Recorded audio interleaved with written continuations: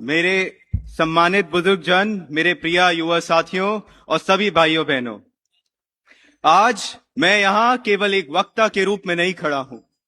आज मैं यहाँ एक ऐसे व्यक्ति का पोता बन के खड़ा हूँ जिसका नाम सुनते ही लोगों के मन में सम्मान, विश्वास और अपनापन जाग उठता है।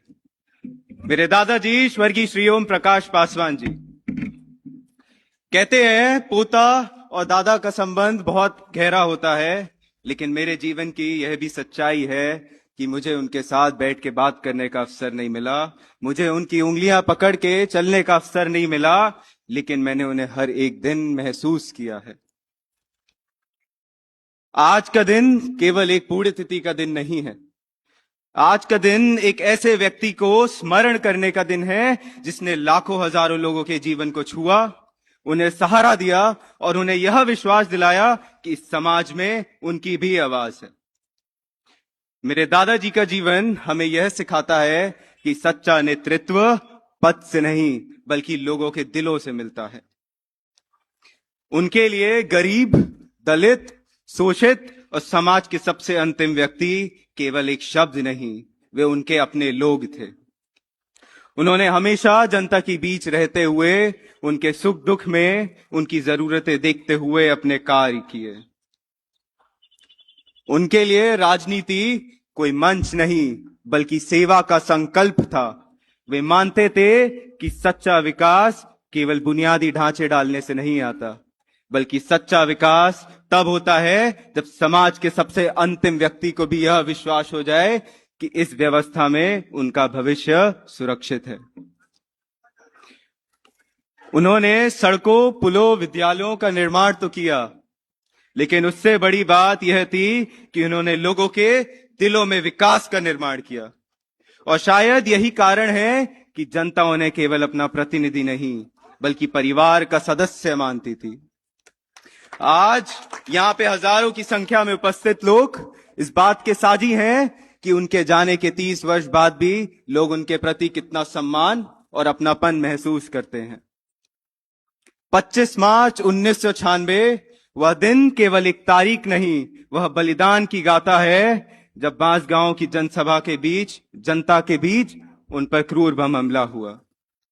उस दिन उन्होंने जनता की सेवा करते हुए अपने जीवन का बलिदान दे दिया। लेकिन सच कहूं तो ऐसे लोग कभी मरते नहीं।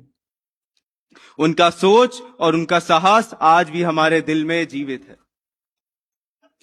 वह मेरे लिए केवल एक नेता नहीं, वह मेरे दादाजी थे, जिनकी कहानियां सुनते हुए मैं बड़ा हुआ और जिनके आदर्शों ने मेरे संस्कार बनाए।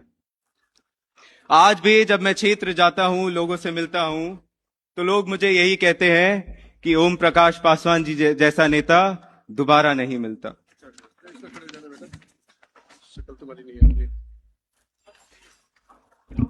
आज उनकी तीसरी पुण्यतिथि पे उनको याद करते हुए मैंने यह जीवनी लिखी है।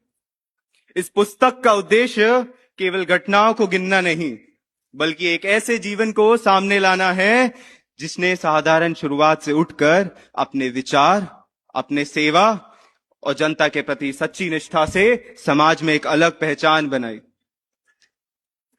यह पुस्तक केवल एक कहानी नहीं, यह एक सेवा, संघर्ष और जन समर्पण की प्रेरणा है।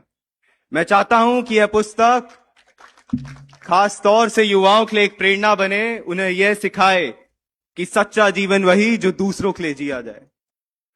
यह पुस्तक केवल एक जीवनी नहीं है, यह पुस्तक एक विचार है, यह पुस्तक एक संघर्ष की कहानी है, यह पुस्तक एक सेवा भाव का दस्तावेज है जिसने हजारों जीवनों को बदला है। दादाजी और दादी जी के द्वारा दिए गए संस्कार और उनका परवरिश का जीवंत उदाहरण हमारे परिवार में पूर्ण रूप से दिखाई देता है। मेरे पिताजी श्री कमलेश पासवान जी इस विरासत को पूरे ईमानदारी के साथ आगे बढ़ा रहे हैं। उन्होंने बड़ी कम उम्र में ही जिम्मेदारियां निभाते हुए जनता का विश्वास बनाए रखा। इसी प्रकार मेरे चाचा डॉक्टर विमलेश पासवान जी इस परंपरा को अपने कर्म और विचारों के माध्यम से निरंतर आगे बढ़ा रहे हैं। और मैं बड़े गर्व के साथ कह सकता हूं कि आज हमारे पास जो कुछ भी है उसमें मेरी दादी शुभावती देवी, श्रीमती शुभावती देवी जी का बहुत बड़ा योगदान है। वह एक संघर्षशील महिला है। दादाजी के जाने के बाद कठिन समय में उन्होंने साहस के साथ काम करते हुए परिवार को बनाए रखा। और मैं यह पूरे विश्वास के साथ कह सकता हूं कि जनसेवा हमारे लिए केवल एक कार्य नहीं, यह हमारे संस्कार हैं, यह हमारे परिवार की पहचान है। इन्हीं भावनाओं के साथ मैं अपने दादाजी स्वर्गीय ओम प्रकाश पासवान जी को नमन करता हूं, उनकी श्रद्धांजलि अर्पित करता हूं और यह कविता उन्हें समर्पित करता हूं। दादाजी, आप कहीं गए नहीं, हर दिल में आज भी बसे हैं। आपकी दी हुई सीखों से हम रास्ते अपने रचते हैं। आपके कर्मों की रोशनी से हमारा हर एक दिन खास रहा। आपका जीवन एक दीप था जो हमें आज भी राह दिखाता है। आपका नाम लेते ही आज भी हर दिल गर्व से भर जाता है।